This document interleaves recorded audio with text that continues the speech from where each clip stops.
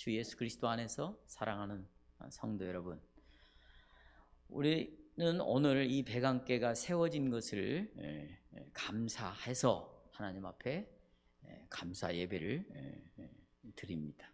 또 더불어서 지성수 목사님을 사용하셔서 또 지 목사님과 함께 교회를 이루는 그 과거의 역사에 대해서 다시 한번 하나님 앞에 감사를 드립니다. 우리가 하이델베르크 요리문답과 그 다음에 주일 선포되는 복음 설교를 통해서 여러 차례 정말 반복되고 외우다시피 우리는 이 말씀을 들었습니다. 우리는 하나님의 아들이 역사의 시작부터 마지막까지 전체 인류로부터 이 영생을 위하여 선택하신 이 교회를 참 믿음으로 하나가 되도록 말씀과 성령으로 예수님 자신을 위하여 우리를 모으셨다, 이렇게 고백을 하고 있습니다.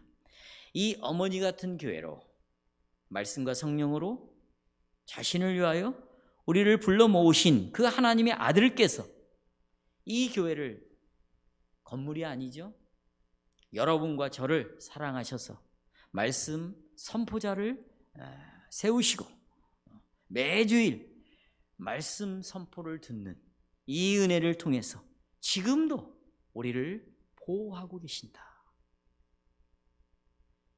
다른 거 아닙니다. 나를 그렇게 모아주셨다. 그 말씀으로 지금도 나를 보호하고 있다. 이 어머니 같은 품속에서 우리와 우리의 자녀들을 성령과 말씀으로 우리를 또 보존. 언제까지요? 주님이 이 땅에 재림하실 때까지 우리를 지켜주시고 보존해 주신다. 이게 신앙의 전부입니다. 이걸 알리는 것이죠. 전도죠. 이걸 붙잡고 사는 것이 교회 생활이에요. 이게 가정 생활입니다. 가정도 마찬가지죠. 그렇죠? 또한 주께서 이 교회 안에 성찬식을 거행할 수 있는 은혜를 주셨습니다. 성찬상에서 빵이 떼어지고 또 이 포도주가 부어지는 눈에 보이는 말씀을 통하여, 자, 말씀에는 두 가지가 있습니다. 첫째는 기록된 말씀이 있습니다. 성경이죠. 이것만 말씀이 아니에요. 눈에 보이는 말씀이 있어요. 자, 다시 한번, 기록되어진 성경만 하나님의 말씀이 아닙니다. 눈으로 직접 확인하는 말씀이 있어요. 그게 성찬 예식이죠. 성찬, 떡과 포도주, 그건 눈으로 보는 말씀을 통하여. 여기 뭐가 들어있습니까? 하나님의 약속이 들어있죠. 이 떡, 예수님의 몸 속에, 찢겨진 몸 속에, 예수님이 흘리신 피 속에 하나님의 약속이 들어있습니다. 이 약속이 성찬을 통하여, 야, 이건 정말 참되구나, 이건 정말 확실한 약속이구나 라는 표와 도장을 보여주시는 것이 바로 이 성찬 예식이죠. 우리는 그걸 고백해 왔습니다. 성찬상이 우리 가운데 베풀어질 때 우리는 정말 그리스도께서 우리를 위하여 죽으셨구나, 당신의 생명을 사망에 내어주셨구나. 죄의 싹은 사망이요, 우리가 죽는 죽음은 죄와 연결된 것인데 바로 죄인으로 잉태되고 출생되어져서 죄인으로 살아가는 내 자리에, 내 대신에, 내 위치에 예수님이 대신 그 자리에 오셔서 생명을 거기에 내어주심으로 나를 위하여 죽으셨구나. 이것을 우리는 성찬을 통해서 확인했습니다. 그 결과로 우리는요, 하나님과 더불어 화해케 되었죠. 화해케 된 우리들은 이제는 하나님의 공의로운 심판 앞에 두렵고 떠는 존재가 아니라 우리는 기쁨으로 하나님을 아버지라고 부르고, 정말 기쁨으로, 네온사인과 같은 일시적이고 찰나적인 그런 기쁨, 그런 감상적인 기쁨이 아니라 누구도 빼앗아갈 수 없는, 누구도 훔쳐갈 수 없는, 누구도 도둑질해 갈 수 없는 그 그리스도가 우리에게 주신 이 기쁨, 화해의 기쁨, 용서의 기쁨, 이 은혜로부터 오는 이 기쁨을 우리에게 허락해 주셨습니다. 그런데 성도 여러분, 우리는 오늘도 내가 기도 중에 말씀드렸지만 이 복음 설교를 통해서 먼저 우리가 해야 할 일은, 이건 누가 들어야 될 말씀이다. 이것은 바로 희생 제사를 드릴 때 먼저 이 희생 제물에 흠이 있는가, 티가 있는가 살피는 것처럼, 바로 이 복음 설교는 나를 잡는 시간이다. 나를 살펴서 이 말씀으로 나를 비춰서 나에게 흠과 티가 무엇인가, 이것을 자가 권징이라고 해요. 우리 신앙 고백, 이걸 자가 스스로 살피는 것이죠. 설교를 들으면서 저것은 나를 들으라고 하는 말이 아닌가? 그래요. 설교는 그래야 그런 것이에요. 그게 성경은 표적입니다. 표적. 여러분과 저를 지적하는 말이에요. 그것이 아니라면 무슨 설교이겠습니까? 내 잘못된 신앙, 내가 정말 죄인의 길에 서고 오만한 자리에 앉고 그 다음에 악인의 꾀를 따라가는, 정말 하나님을 반역하며 불순종하고 살아가는 그것을 들춰내어서 보게 하고, 그리고 다시 죄 용서를 받고 은혜의 자리로 돌아오게 하는, 그게 바로 설교죠. 그러니까 이 설교를 통하여서 우리는 먼저 자기를 살펴야 된다. 자가권징이 있어야 돼요. 뿐만 아니라 우리가 성찬 예식을 거행하기 전에 이 교회 장로들을 통하여 여러분들을 살피는 이런 일은 우리를 먼저 살피고 성찬에 참여하게 하는 아주 개혁교회의 정말 중요한 전통입니다. 우리가 그런 일들을 그동안에 이 교회 안에서 행해왔다. 한마디로 이 성찬상에 울타리를 치는 것은 오랫동안 개혁교회의 전통이기도 했습니다. 제가 지금 서론에서 말씀드린 이런 내용은 오늘 시편 15편과 연결이 다 되어 있어요. 15편. 우리는 15편을 통해서 이 교회가 전주시 완산구 양지 3길 20번지에 세워졌고, 건물이 세워졌고, 이 안에 지금 우리 교회들이 모였습니다. 이것을 에클레시아 교회라고 수요일 날 배웠죠. 모임이 모여지고 있어요. 바로 우리의 이 참 교회의 표지인 순수한 복음의 설교와 올바른 성찬이 시행되는, 그 다음에 그 말씀을 통해서 우리가 스스로를 살피는 이런 것들을 통하여 이 교회가 세워진 의미가 무엇인가, 왜 하나님이 여기에 교회를 세웠고 여러분을 불러 모았는가, 이런 것들을 오늘 살펴보기를 원합니다. 저는 오늘 다음과 같은 주제로 설교를 요약합니다. 주의 장막에 거하는 자는, 주의 장막에 거하는 부요함에 참여하는 자는 하나님 앞에서 거룩한 삶을 살아야 한다. 주의 장막에, 교회 안에 거하는 이 부유함에 참여한 자는 하나님 앞에서 거룩한 삶을 살아야 된다. 두 가지 말씀드립니다. 첫째, 하나님의 자녀들은 자신을 살펴야 된다는 거예요. 이걸 자가권징이라고 그러는 거죠. 나를 살펴라, 나를. 여러분, 이 시편 15편이 지난 주일날 살펴본 시편 13편처럼 어떤 배경 속에서 이것을 기록했는가, 이게 정확하게 나오지 않습니다. 그 이유는 지난번에도 말씀드렸지만 지난주에도 다윗에게 있어서 이 배경은 그것이 고난이든 환난이든 핍박이든 오해든 그 다음에 정말 고통을 당하든 아니면 좋은 일이든 그건 중요하지 않아요. 우리도 마찬가지여야 되죠. 내 주위에서, 내 마음 안에서, 내 마음 밖에서 일어난 일 중요하지 않아요. 중요한 것은 지난주에 살펴봤듯이 하나님 나를 영원히 잊으셨습니까? 나를 잊으셨습니까? 언제까지 잊으시겠습니까? 당신의 얼굴 빛을 언제까지 내게서 돌리시겠습니까? 이게 중요한 거죠. 내가 일어나는, 나에게 일어난 일보다 훨씬 더 내 인생의 본질은 상대적인 것이 아닌 절대적인 것은, 우리가 끝까지 죽는 순간에도 바라봐야 할 것은 하나님이 나와 함께하고 있느냐 그렇지 않느냐의 문제예요. 오늘도 마찬가지잖아요. 배경, 형편, 환경 몰라요, 우리도 정확히. 하지만 1절에 이렇게 말하고 있습니다. 1절 같이 읽겠습니다. 시작. 주의, 그것입니다. 주의 장막에 관심을 갖고 있고 주의 성산에 관심을 갖고 있습니다. 장막은 뭐예요? 텐트를 지은, 하나님이 텐트 안에 거하시는 집을 말하는 거죠. 예. 성산은 뭡니까? 거룩한 산이죠. 예루살렘. 둘 다 교회를 나타내는 말이, 건물이 아니라 교회를 말하고 있는 것입니다.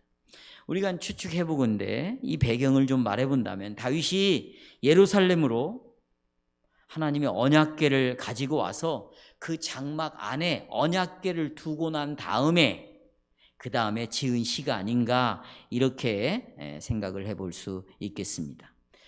우리가 아까 읽은 사무엘하 6장을 보시면 다윗이 어떻게 언약궤를 옮겨왔는가 자세히 기록하고 있죠. 자, 6장 2절에 보면 다윗이 예루살렘으로 옮겨낸 그 궤는 2절에 이렇게 설명하고 있어요. 이 언약궤, 법궤는 그룹들 사이에, 천사들 사이에 좌정하신, 그랬어요. 그러니까 여러분, 언약궤는 보시면 박스로 돼 있어요. 관입니다. 근데 양쪽에 천사가 둘이 이렇게 날개를 펴고 서로 마주보고 있는 거예요. 그래서 그룹들, 이 천사들 사이에 하나님이, 여호와가 좌정해 계신다, 거기에 하나님이 계신다라는 걸 상징적으로 언약궤가 말해주고 있는 것이에요. 왜 이렇게 이런 물질을 통해서, 물건을 통해서 하나님이 우리와 함께 하신다는 것을 알려주고 있는가? 그만큼 구약의 이스라엘 백성들은 아직 유아적인 시간을 보내고 있어요.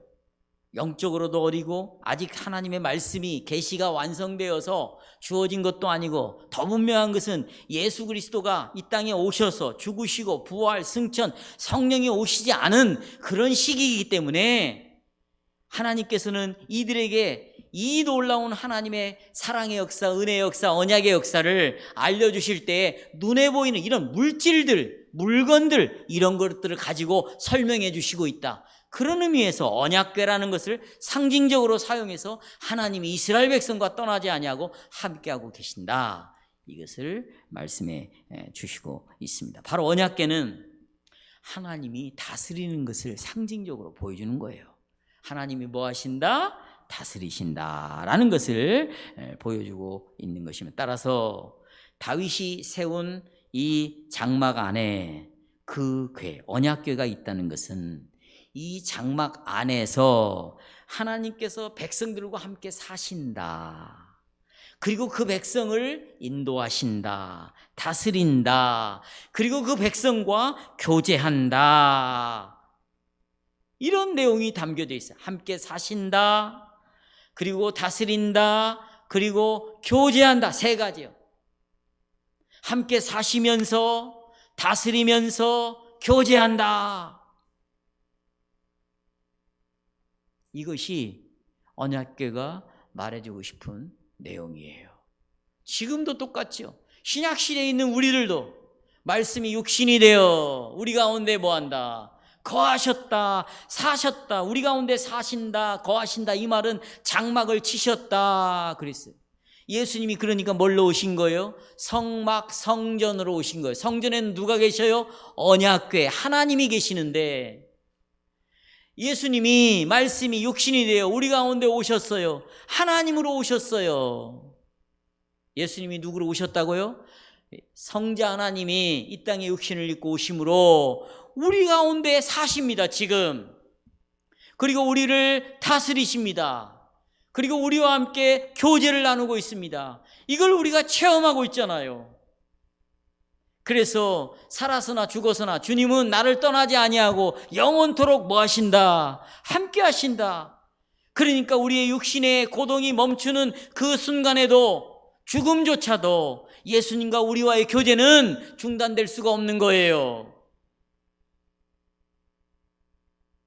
그래서 여러분, 영생은, 생명이라는 것은 곧 교제라는 말이고, 이 영생은 죽어서부터 영생이 아니라 내가 예수 그리스도를 믿고 하나님의 자녀가 되는 그 순간부터 주님과의 교제, 영생, 생명이 시작되는 거고, 이 생명을, 교제를 나타나는 이 생명은 죽음의 순간도 이 교제는 끊어지지 않고 그냥 이어지는 것입니다. 이 땅에서 주님과 교제하지 않고 세상과 교제하고 사단과 교제하고 어둠과 교제하고 죄를 짓고 살면서 나는 예수 믿으니까 죽으면 천당 간다 말하는 이 말 자체가 전혀 성경과 맞지 않는 말이에요. 그런 뜻이 아닌데 어떻게 그런 뜻을 만들어내는지 모르겠어요. 이것은 성경이 가르치는 교리가 아니요 우리의 신앙 고백이 아니죠. 그러니까 여러분, 영생은 지금부터 시작되는 거고 그 영생은 교제이기에 지금부터 교제가 시작이 되는데, 이스라엘 백성들은 연약하니까 바로 이런 물건을 통하여 하나님이 여기 계시고 바로 너희와 함께 있고 너희들과 함께 교제하고 있다라는 것을 보여준 거예요. 그러니까 구약의 성도들보다 우리는 얼마나 복에 복을 더한 자들입니까? 얼마나 은혜를 넘치도록, 그리고 생수의 강이 흘러 넘치도록. 어디 안에서? 창세기에서는 에덴 동산에서 흘러 넘쳤어요. 에스겔에서 보니까 성전에서 흘러 넘쳐요. 이것이 요한계시록에 보니까 새하늘과 새 땅, 교회 안에서 생수의 강이 흘러 넘치는 거예요. 지금 흘러 넘치고 있는 거예요. 그걸 왜 못 느끼냐? 믿음으로 받지 않기 때문이다. 믿음으로. 하나님이 그렇게 하시겠다고 하면 그냥 우리는 받아들이면 되는 거예요. 영길 형제, 그렇죠? 받아들이면 되는 것이죠. 이런 은혜가 바로 교회 안에 있다. 배경을 말씀드려요. 그러므로 성도 여러분, 지금 이 시편 15편에서 노래하고 있는 것은 이제는 하나님과 화해케 되고 생명이 넘치고 하나님과 교제를 통한 즐거움을 노래하는 것이죠. 그래서 제가 1절 다시 한번 읽습니다. 여호와여, 주의 장막에 머무를 자 누구며? 거기 머무른다. 또 주의 성산에 사는 자 산다. 누구 옵니까? 답이 나와요. 2절 정직하게 행하며 공의를 실천하며 그의 마음에 진실을 말하며. 무슨 뜻입니까? 정직하게 행하지 않고 공의롭게 살지 않고 그 마음에 진실을 말하지 않는 자는 성막에서 하나님을 만날 수 없다. 하나님 앞에 보일 수 없다라는 말씀입니다. 하나님과 함께 살며 하나님과 함께 동행하는 자로서 갖춰야 될 합당한 모습은 바로 뭐냐? 정직해야 된다. 여기 쭉 나와요. 정직, 공의, 마음의 진실, 헌신, 하나님과의 교제. 그래야 이런 하나님과의 교제에 참여할 수 있다. 문자적으로는 그렇습니다. 여호와여, 주의 장막에 머무를 자 누구며? 그랬습니다. 먼저 이제 살펴보겠습니다. 이 머문다 보십시오, 여러분. 머문다라는 말은 쉐키나라는 히브리어가 있어요. 이게 뭐냐면 구름이라는 말이에요. 구름. 이 단어와 어원이 똑같아요. 여러분, 구름 아시죠? 자, 여러분, 이스라엘 백성들을 하나님이 보호하시는데 낮에는 뭘로 보호하시고? 구름으로 보호하셨어. 왜요? 낮에는 날씨가 너무 뜨거우니까 햇빛을 구름이 가려. 이 구름으로 자기 백성을 보호했어요. 밤에는 너무 추워요. 그러니까 불기둥으로 이스라엘을 보호했어요. 이게 쉐키나가 갖고 있는 뜻입니다. 한마디로 하나님의 보호를 말하는 내용이죠. 근데 이 단어와 어원이 똑같이 사용되는 게 뭐냐? 머물다라는 말이에요. 머물다. 그러니까 주의 장막에 들어오면 누가 보호해 주신다? 그렇죠. 하나님이 우리를 보호해 주십니다. 그런데요, 이 단어를 찾아보면 여기서 한 걸음 더 나가요. 이 머물다라는 단어가 바로 보호한다는 의미인데, 이것이 또 어디에 사용되어 있냐면 이스라엘 백성들이 아니면 백성인데 이곳에서 저곳으로 여행하는 사람들이 있어요. 나그네죠. 외국인들이 들어올 때 보통 고대 근동 지방에는 외국인이 오면 죽이는 경우가 많아요. 그러니까 이 여행하는 사람들이 상업을 물건을 팔기 위해서 오든지 하여튼 누구를 만나기 위해서 오든지 간에 이들은 빨리 이 집을 정해놓고 그 주인의 집에 머무를 것을 서로 약속을 하는 거예요. 그러면 이때부터는 이 나그네를 누가 보호하는가? 주인이 보호하게 돼 있어요. 주인이. 우리는 바로 성막에 들어감으로 누가 우리를 보호한다? 쉐키나. 우리를 보호한다는 거예요. 누가? 하나님이. 자, 종종 이런 시편 찾아보면 이런 내용들이 있는데, 자, 이런 내용들, 보호의 개념이 담겨져 있는 시편 내용을 제가 읽어드리겠습니다. 시편 27편 5절 제가 읽어드릴게요. 한번 들어보세요.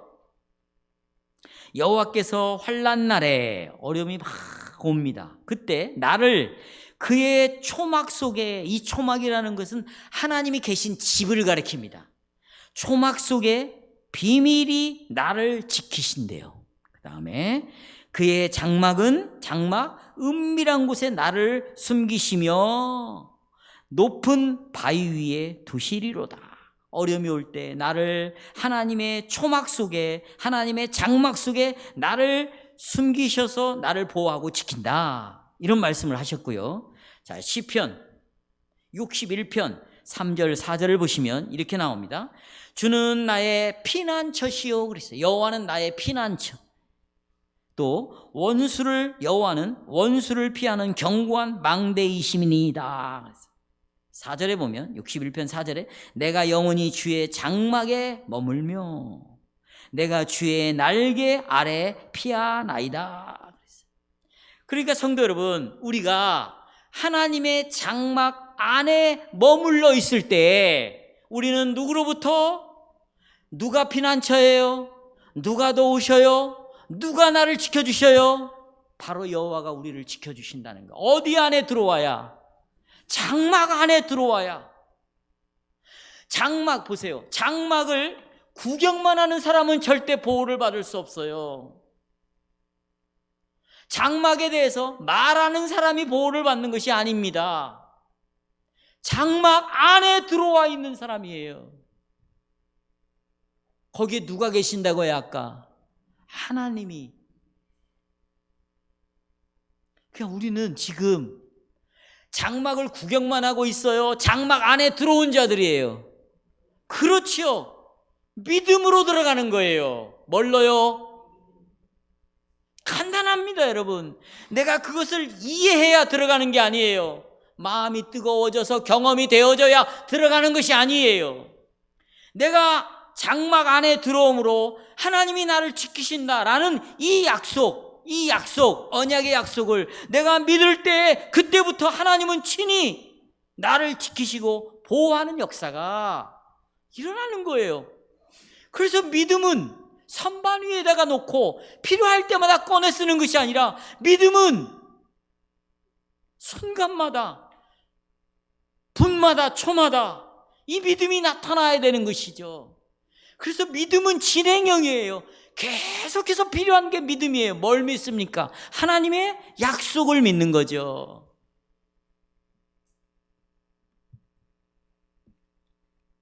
그리고 이 부유함은 구약에서만 이런 걸 말하는 게 아니라 보호를 받는다는 게, 신약에도 이런 말씀을 하고 있어요. 자, 에베소 2장 19절에 보면 놀라운 말씀이 기록되어 있어요. 너희는 이제 외인도 아니다. 나그네도 아니다. 오직 성도들과 동일한 시민이요. 그 다음에 중요해요. 하나님의 권속이다 그랬어요. 예수 믿는 사람들. 이 권속이다라는 말은 하나님의 가족이다라는 말이에요. 가족, 식구. 그러니까 하나님의 집의 구성원인 여러분과 저는 하나님의 가족들입니다. 여러분, 하나님의 가족의 특징이 뭐죠? 같이 밥을 먹는 거예요. 같이 뭐예요? 밥을 먹습니다. 조금 늦게 들어오면 부모가 상을 차려서 식탁에서 밥을 먹게 하는 거예요. 지금 여러분과 저는 이 식탁에서 오늘 하나님의 말씀으로 여러분의 영혼의 양식을 취하고 있잖아요. 같이 밥을 먹고 있어요. 아버지도 여러 명이 아니에요. 한 아버지로부터. 아멘. 예. 또 우리들끼리 하나님을 모시고 함께 교제하고 있다.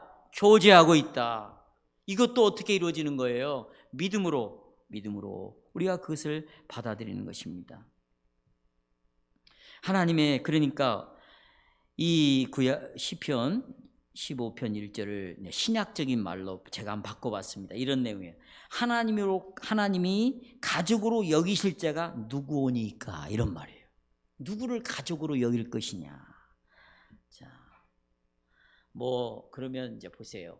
여러분, 가족이 되는데 외적으로 막 돈을 많이 벌어다 주고 나의 필요를 모든 걸 채워주면 가족입니까? 그래요? 그래서 여러분, 변신이라는, 카프카의 변신이라는 소설이 나온 거 아닙니까? 네, 시간 되면 한번 읽어보세요. 이 아들이 나중에 바퀴벌레로 변해요. 돈을 못 벌어줘. 돈 벌어다 줄 때는 다 정말 큰 아들, 우리 하나밖에 없는 아들, 그 아들을 얼마나 사랑하고 높였는지 몰라. 근데 돈을 못 벌어다 주니까 이게 무슨, 나중에는 뭘로, 이거 벌레만도 못한 놈이라고 취급해버리잖아요. 그래서 변신이라는 그 소설 제목이 그렇지 않습니까?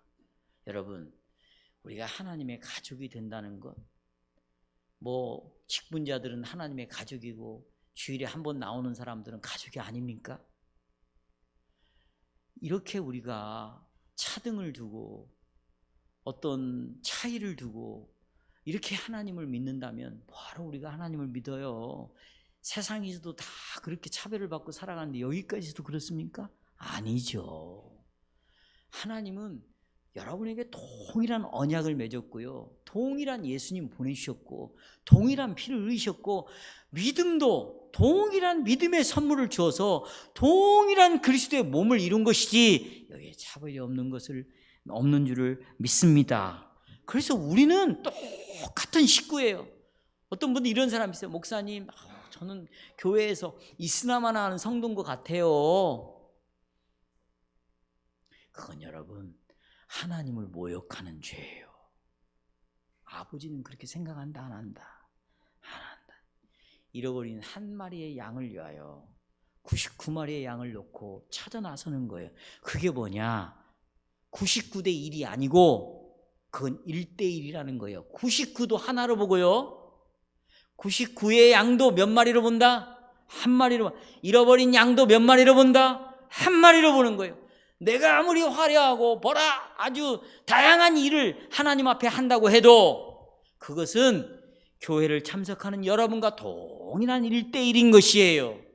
그래서 우리는 하나님의 하나님의 가족이다. 여기까지 왔습니다. 그 가족들이. 옆 사람, 잘 오셨습니다. 네, 잘 오셨습니다. 네. 네. 그런데 지금 제가 하프카의 변신도 이야기했고, 얼마나 많은 일을 하느냐, 그게 중요한 것이 아니고, 이 가족들이 해야 할 일은, 자, 제가 사무엘상 15장 22절 읽어드릴게요. 사무엘이 이렇게 말했습니다. 여호와께서는 번제와 다른 제사를 그의 목소리를 청동하는 것을 좋아하신 같이 좋아하시겠냐? 그러니까 제사 드리는 것을 하나님의 음성을 듣는 것보다 더 좋아하겠냐?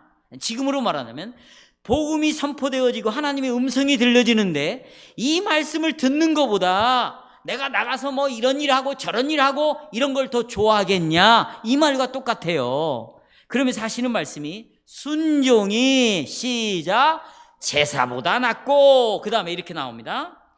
듣는 것이 순양의 기름보다 낫다. 그러니까 이 가족들이 해야 할 핵심은 먼저 누구의 음성을 들어라. 그렇죠.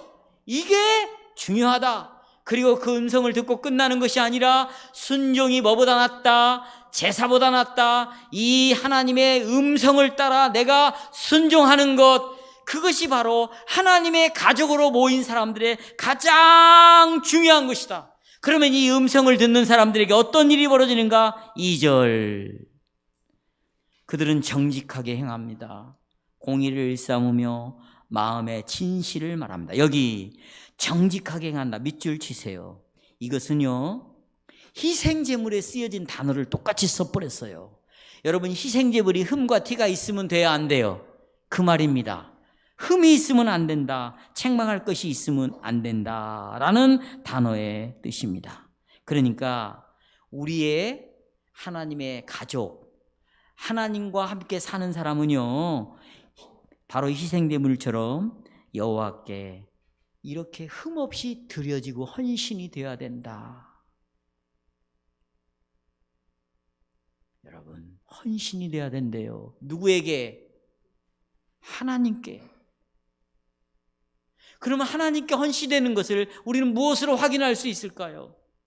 뭐 1대1로 큐티하고 1대1로 기도하고 그런 걸로 헌신을 확인할 수 있을까요? 아닙니다. 하나님은 교회 생활을 통해서, 이 사람이 교회 생활을 통해서 하나님께 헌신하고 있는가를 보여주는 것이요. 그 교회 생활 중에 중요한 것이 바로 예배를 드리는 삶. 뭐 하는 삶? 예배를 드리는 사람입니다. 바로 그런 단어로 쓰여져 있다. 그 두 번째는 공의라는 말이 나오는데, 공의, 2절에 보면 공의. 자, 이 공의는 하나님의 계명에 대한 태도입니다. 내가 이 계명을, 율법을, 오늘도 십계명이 낭독된데 이 계명이 낭독됐을 때 나는 어떤 태도로 십계명을 들었는가? 청년들, 나 위에 다른 신이 없다, 간음하지 말아라, 살인하지 말아라, 도둑질하지 말아라, 이 말씀을 들었을 때 청년들은 어떤 태도로 지금 오늘 내가 이 계명을 지금 대하고 있는가? 오늘 이 말씀을 들을 때도 나는 어떤 태도는 마음에서 나오는 거죠.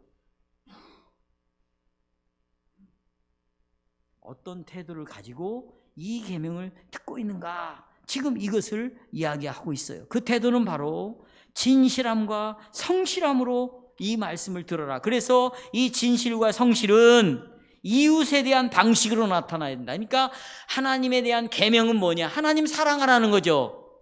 이 사랑은 누구 사랑으로 드러나는 거예요? 이웃 사랑으로 드러나는 거예요. 그러니까 보세요. 우리는 말이나 행동으로, 그 다음 쭉 보시면 3절에서 5절의 내용을 보면 이웃을 해방하지 말아라, 이웃을 해치지 말아라. 그렇죠? 또 이웃에 대하여 이자를 받으려고 돈을 빌려주지 말아라. 법정에서 5절에 보면 거짓 증언을 부탁하려고 뇌물을 받아서는 절대로 안 된다. 바로 이런 말씀은 하나님의 백성들이 이런 악을 절대로 허용해서는 안 된다. 하나님 백성들은 하나님의 음성을 먼저 들어라. 순종이 제사보다 낫다. 하나님의 말씀을 통하여서 하나님의 뜻에 순종하는 것이 지금 나에게 있어서 가장 중요한 문제구나. 지금 여러분과 저에게 있어서 제일 중요한 것은요, 먼저 하나님 앞에 순종하는 것이에요. 목사가 설교가 먼저가 아닌 거예요. 네? 목사가 제일 중요한 것은 내가 지금 하나님의 음성을 듣고 있는가? 말씀으로. 그리고 이 목사는 정말 이렇게 순종하려고 하고 있는가? 그래서 성령의 도우심을 간절히 구하고 있는가? 여러분이 직장생활하는 거, 돈 버는 거, 결혼하는 거, 취직하는 것, 여러분의 자녀들보다 더 중요한 것은 순종이 더 중요하다. 순종이 뭐보다 낫다고요? 제사보다 낫다. 그래야 하나님 사랑과 이웃 사랑이 비로소 나타날 수 있는 것이다. 네. 이런 사람들은 그래서 순종하지 않고 막 사는 사람들을 4절에 보시면, 4절에 한번 보겠습니다. 4절에서는 이런 죄인들과 관계를 맺지 말고 망령된 사람들을 업신 여겨야 된다. 시편 1편에서 동일한 진리를 보게 되는데, 복 있는 사람은 악인의 꾀요, 그 다음에 죄인의 길에, 오만한 자리에, 거기에 따라가면 절대로 안 된다라는 것입니다. 이 말은 그런 사람들을 무시하고 정죄하고 막 그러라, 그런 뜻은 아니에요. 그런 사람들을 막 경멸해라, 그런 뜻이 아니죠. 그런 불경한 사람들의 행동에 같이 어울리지 말라. 그런 자리에 같이 참여하고 그런 사람들과 말을 섞어서 같이 그냥 나누고 그러지 말고 여호와, 4절에 보시면 여호와를 두려워하는 자를 어떻게 하라고요? 존대하라. 성도 여러분, 우리는 대부분의 사람들과 다 우정을 맺으면서 다 같이 친하게 즐겁게 살아갈 수는 없어요. 우리 그리스도인들은, 우리는 교회의 성도들, 몸의 지체들을 항상 먼저 생각해야 됩니다. 교회 안에 지체들을 더욱더 사랑하고 우리는 그를 먼저 존귀하게 여겨야 됩니다. 예수 그리스도의 지체이면서도, 내가 이 교회의 성도이면서도 악인들, 불신자들, 하나님을 인정하지 않는 사람들과 만나서 바깥에서 교제하는 것이 내가 더 즐겁다. 나는 그들과 말을 더 많이 한다. 그리고 내 마음에 있는 고민도 그들에게 다 털어놓는다. 이건 있을 수가 없어요. 그렇게 하라고 해도 하지 못합니다. 안 되는 거예요. 왜요? 그들은 영적으로 죽어 있잖아요.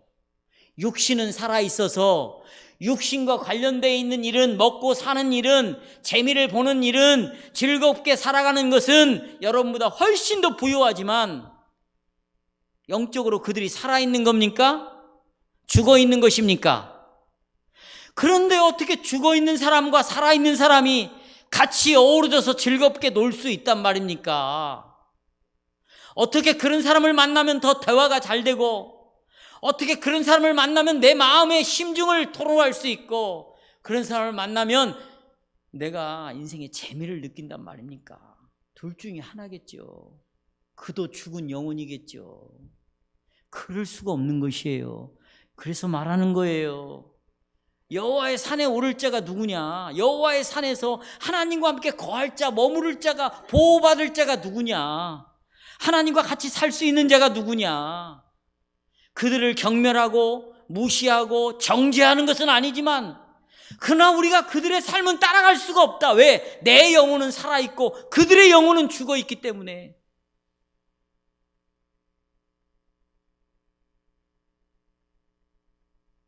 그렇다고 우리가 윤리적으로, 도덕적으로 이런 것을 행하라, 그런 말은 결코 아닙니다. 이것은 바로 언약 안에서 살아가는 삶이에요. 자, 이제부터 저는 이제 언약 안에서 살아가는 삶인데, 이 언약을 집중적으로 좀 말씀을 드리겠습니다.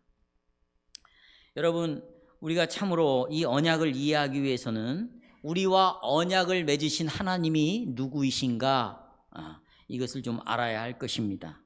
하나님은 언약 관계 안에서만 우리를 위하여 존재하십니다. 그리고 우리를 위하여 일을, 사역을 하십니다. 언약 안에서만 우리를 보호하십니다. 언약 안에서만 우리의 아버지가 되십니다. 언약 안에서만 우리를 인도하세요. 언약 밖에서는 상대하지 않습니다. 그래서 죽어있는 영혼들, 언약 밖에 있는 영혼들은 하나님 간섭하지 않아요. 그들을 내어버려 두십니다. 그래서 그들은 자동적으로 멸망하게 돼 있어요. 그래서 우리는 그들을 향하여서 같이 따라갈 수가 없는 것이에요. 바로 언약 안에서만 하나님이 상대. 우리도 보세요. 우리도 하나님을 상대할 때는 언약을 떠나서는 절대로 하나님 만나주지 않습니다. 언약이 뭐예요? 거기는 두 가지 요소가 들어있잖아요. 하나님의 약속이 들어있습니다. 거기는 우리의 책임이 들어있어요. 그러니까 우리가 하나님을 대할 때도, 하나님 우리를 상대할 때도 오직 뭘로만 상대한다? 언약으로만 상대한다. 언약으로만. 자, 이제 보시겠습니다. 하나님이 아브라함과 언약을 맺으실 때 여러분 생각이 납니까? 하나님은 아브라함과 언약을 맺으실 때 이렇게 말했어요. 한번 잘 들어보세요. 야고보 창세기 17장 1절에 보시면, 나는 전능하신 하나님이다. 나는 전능하신 하나님이다. 그리고 하시는 말씀이, 너는 내 앞에서 행하여 완전하라 그랬습니다. 여기 완전하라 그랬어요. 여기 완전하라는 말은 2절에, 우리 시편 15편 2절에 정직히 행하라 라는 말과 같은 단어입니다. 그러면 아까 제가 말씀드렸듯이 완전하다, 정직하게 행하라 라는 말은 희생 제물에게 사용되는 단어라고 그랬어요. 흠이 없다. 이런 말입니다. 그러니까 지금 하나님이 아브라함에게 완전하게 행하라, 이 말은 흠이 없이 행하라, 이런 말입니다. 자, 이제 보십시오. 왜 갑자기 하나님이 나타나가지고 아브라함에게 나는 전능하신 하나님이다, 너는 내 앞에서 완전하게 행하라, 이 말을 했을까요? 하나님은 창세기 12장에서 그의 고향, 그의 아버지의 집에서 그를 불러냈어요. 이게 언약의 시작입니다. 하나님이 일방적으로 절대적인 주권으로 아브라함에 불러냈습니다. 그리고 이 안에다가 약속을 했어요. 약속을 뭐라고요? 내가 너를 복의 근원으로 만들어주겠다. 너를 통해서 큰 민족을 이루겠다. 너로 말미암아 그 민족이 복을 받을 것이다. 그리고 너는 지금 자녀가 없지만, 아들이 없지만 내가 너에게서 날 씨를 주겠다고 약속을 했어요. 바로 이 언약 관계가 되어질 때 약속의 말씀이 그 안에 포함되어 있었습니다. 그런데 보세요, 이 언약 안에는 약속만 주어지는 것이 아니라 인간의 책임이 주어지는 거예요. 책임. 그게 뭐냐? 약속을 끝까지 신뢰하는 게 우리가 해야 될 책임이에요. 약속을 뭐 하는 것? 책임이죠, 이게. 그런데 보세요, 아브라함과 사라가 이 약속을 불신해버리고 말았어요. 그래서 아들이 없으니까 자기 종 엘리에셀을 통해서 자식을 낳으려고 했어요. 그가 아니다 그랬습니다. 시간이 또 지나니까 보세요, 부인 사라가 말이죠, 계집 여종을 통해서, 하갈을 통해서 애를 낳자고 그래서 애를 낳은 거예요. 애를 낳고 13년이 지나서야 하나님이 나타나셔가지고 하시는 말씀이 나는 전능하신 하나님이다. 아브라함아, 너는 네가 믿는 여호와 하나님인 나를 굉장히 부족한 신으로 믿고 있구나. 네가 나를 도와야만이 내가 존재하는 신으로 믿고 있구나.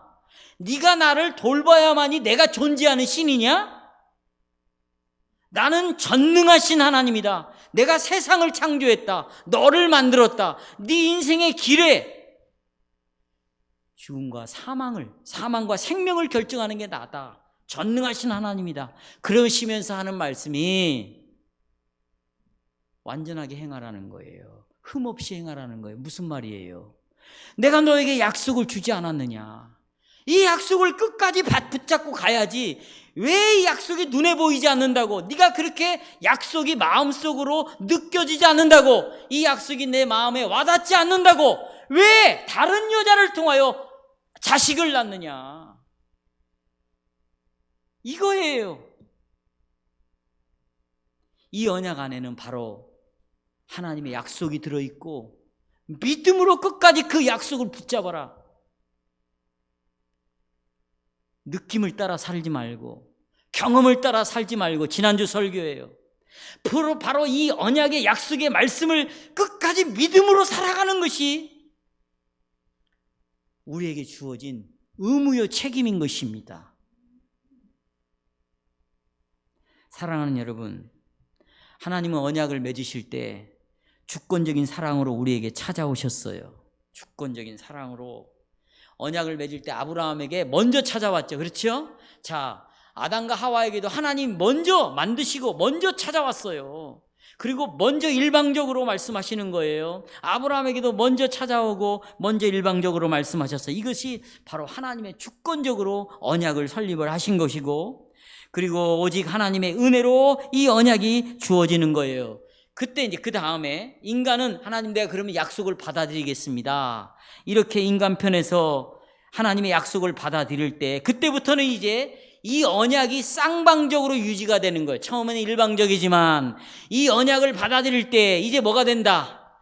쌍방적이 된다. 어떻게? 이제는 하나님의 약속이 신실하신 하나님을 통해서 이루어지고, 한쪽 바퀴에서는 하나님의 약속이 이루어지고, 한쪽 바퀴에서는 이제 그 약속을 끝까지 붙잡고 믿음으로 순종하고 살아가는 우리 인간의 책임이 한쪽 바퀴에서는 이루어져야 된다라는 것입니다. 예수님께서도 마태복음 7장 21절에서 이 언약의 요구와 책임을 우리에게 말씀하시는데, 7장 21절에 나더러 주여 주여 하는 자마다 천국에 들어갈 것이 아니다. 다만 하늘에 계신 내 아버지의 뜻대로 행하는 자라 들어간다. 여기 분명히 하나님이 말씀하고 있습니다. 여러분, 언약 안에서 하나님의 약속은요, 수많은 약속들은 자동적으로 이루어지지 않아요. 왜 나는 하나님의 말씀이 내 삶 속에서 실현이 되지 않을까? 간단해요. 약속이 주어졌다고, 내가 그 약속의 표로 세례를 받았다고 내 삶 속에서 그 약속이 이루어지는가? 아니에요. 믿음의 순종이 따라와야 이루어지는 것이죠. 약속이 뭘 가지고요? 믿음의 약속을 끝까지 믿음으로 바라보는, 의지하는 이것이 있어야.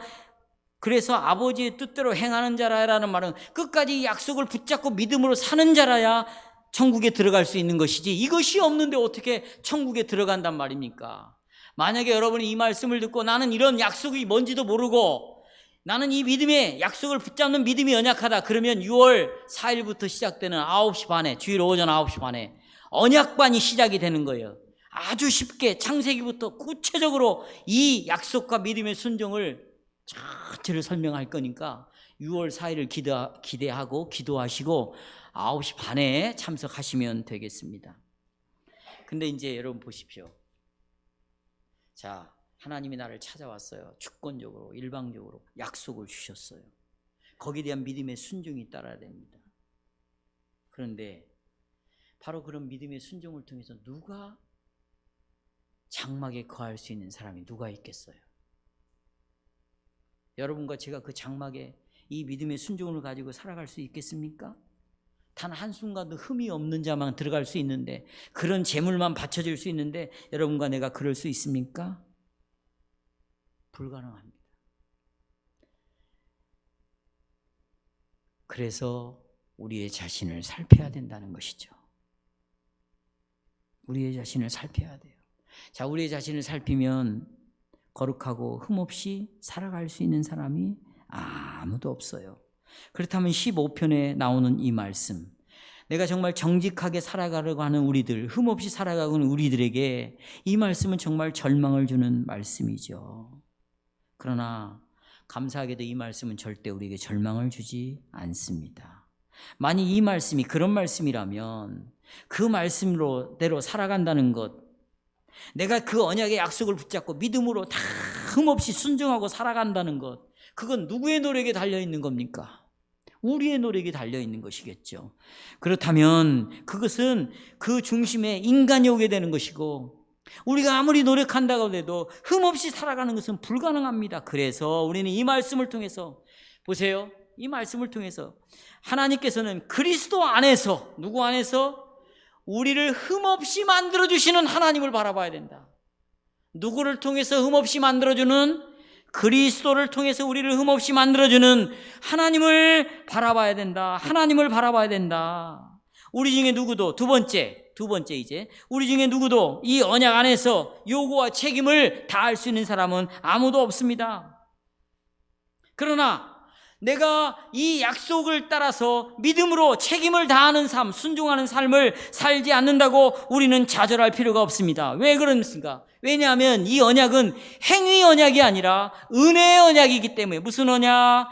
은혜의 언약이기 때문에. 여러분 들어보시죠. 여기 언약에는 두 당사자가 있어요. 하나는 하나님이 계셔야 되고요, 또 하나는 그 하나님을 믿는 할례를 받은 그 자손들과 그의 부모들, 신자들이 바로 두 당사자입니다. 그러나 또한 이 언약 안에는 뭐가 있느냐? 우리의 위치에서, 우리를 대신해서 내가, 하나님이 나에게 이렇게 살아라, 또 저렇게 살아야 된다 약속을 우리에게 주셨는데, 그렇게 살지 못한 내 삶을 대신해서 그 약속과 요구를 내 자리에 오셔가지고 다 약속을 성취하신 분이 있어요. 그분이 바로 누굽니까? 예수 그리스도예요. 그래서 우리는 그리스도 때문에 하나님 앞에 이미 이 약속을 다 지킨, 약속대로 믿음으로 산 사람처럼 하나님이 봐주시죠. 그래서 우리는 예수 그리스도를 통해서 의롭게 되었다고 말하는 거예요. 어떻게 되었다? 의롭게 되었다. 그렇다면 보십시오. 하나님은 여러분을 볼 때 여러분이 약속을 지켰냐 안 지켰냐로 보는 것이 아니라 네가 예수 그리스도를 믿고 약속을 성취한 예수 그리스도를 바라보느냐, 이걸로 우리를 보고 있어요. 그래서 우리는 그리스도를 바라봄으로 의롭게 된 자들이기에 우리는 하나님 앞에 언제든지 어떻게 나갈 수가 있다. 나갈 수가 있다. 그렇다면 여러분, 그러니까 나는 이 언약 앞에 믿음으로 내 책임, 순종하고 나가는 삶을, 이 약속을 끝까지 붙잡고 살아가는 이런 삶을 안 살아도 되는구나. 나같이 이렇게 게으르고 나태하고 이게 신자인지 아닌지 하나님의 자녀인지 아닌지를 구분할 수 없을 정도로 세상에서 혼합되고 그렇게 살아가고, 그리고는 자기 식대로 하나님을 섬기는 내 모습을 가지고 있어도 나는 아무렇지도 않아. 왜 예수님이 대신 약속을 다 성취해 주셨겠습니까? 이런 말입니까? 그래요? 그럴 수 없습니다. 여러분, 물론 여러분과 저는 하나님의 은혜로 우리를 불렀고 은혜로 구원을 얻었고 은혜로 이 교회가 세워졌습니다. 우리가 여기에 단 1도 보탠 것이 없습니다. 전적으로 하나님의 역사로 이루어진 것이죠. 그러나 이 역사를 통하여 내가 은혜 안에 들어왔다면 이제부터는 내 책임이 주어진다는 거예요. 뭐가 주어져요? 내 책임이 주어진다. 누가 이 은혜의 자리에 참여할 수 있는가? 누가 성산에 머물 수 있는가? 누가 여호와의 장막에 머물 수 있는가? 누가 머물 수 있습니까? 바로 이 은혜를 붙잡음으로 하나님의 약속에 대한 끝까지 신뢰를 가지는 것이죠. 그러나 그렇게 살지 못하는 우리들이 있습니다. 그런 자들을 위하여 하나님께서 오늘도 이 자리에 불러 모으시고 복음 설교를 통하여 여러분을 다시 깨우는 거예요. 게으름에서 벗어나게 하고 옛 본성에서 나오게 하고, 그리고 하나님을 향한 불순종이 얼마나 위험하고 얼마나 하나님의 보호를 받을 수 없는 상황인가를 알게 함으로 말미암아 우리로 하여금 다시 회개하고 돌아오게 하는 권징이 시행되는 설교가 주어지는 것이고, 그리고 보세요. 이 성찬을 통해서 다시 한번 찢겨진 몸과 피를 먹고 마심으로 내가 바라봐야 할 것이 누군가? 바로 그리스도구나. 그리스도 때문에 나는 하나님과의 언약 관계가 파괴되지 아니하고 여전히 유지될 수 있는 거구나. 그러나 그럼에도 불구하고 내가 때로는 죄를 짓게 되고, 그래서 믿음이 연약하게 되고, 이 주님의 죽으심이 내 안에서 흐려질 때 다시 성찬을 통해서 회개하고 자기를 살핌으로 다시 은혜의 자리로 돌아가게 하는 이런 역사가 이루어지는 것이고, 그래서 참교회는 바로 복음이 올바르게 선포되므로 이 선포되는 복음에는 하나님의 약속이 들어있을 뿐만 아니라 다시 그리스도 안에서 우리가 믿음으로 약속을 붙잡고 가야 되겠다는 우리의 책임을 강조하는, 약속과 우리의 책임을 강조하는 균형이 복음 설교에 있어야 되겠고, 이 균형을 잡아주는 것이 바로 성찬 예식이며, 이 균형이 깨트렸을 때 장로들은 여러분 하나하나를 살펴서 다시 균형 잡는, 다시 언약 백성으로서 이 약속을 바라봄으로 믿음이 일어나게 하는 이런 삶을 살피는 일을 하는 것이 바로 장로들의 신망인 것이에요. 그래서 참교회는 여호와의 산에, 여호와의 장막에, 그리고 여호와의 산에 올라서 그분과 함께 교제를 누리고 그분과 함께 살아갈 수 있는 것은 언약 안에서 이루어지는 것이고, 그 언약의 꽃은 그리스도요. 그리스도를 믿는 자들은 이제 우리 안에 은혜가 나를 역동적으로 일으켜서, 믿음을 일으켜서 나로 하여금 약속을 더 붙잡고 달려갈 길을 가게 한다. 이것이 이 교회의 놀라운 오늘 감사 예배를 드리면서 드리는 메시지입니다.